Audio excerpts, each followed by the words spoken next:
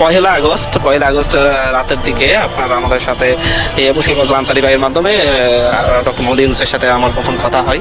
একটা signal account খুলে দেন একটা প্রবাসী শিক্ষার্থী ভাই, উনি মালয়েশিয়ার একজনের নাম দিয়ে আমাকে একটা সিগন্যাল অ্যাকাউন্ট খুলে দেন। সেখান দিয়ে আমরা কথা বলি।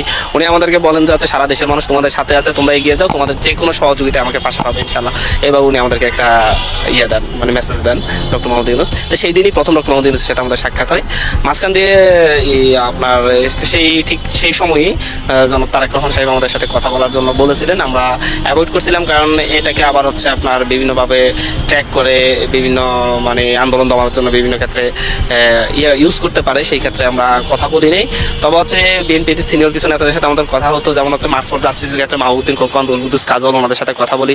ওনারা নিজেরা মাঠে থেকে আমাদের সেই আন্দোলনটাকে সফল করেন, ওনারাও ছিলেন। এবার জামাত নেতাদের সাথে কথা বলি, জামাতের যারা আইনজীবী আছেন, মূলত বিএনপি জামাতের এই অংশগুলো আমাদের খুব ভালো হেল্প করেন।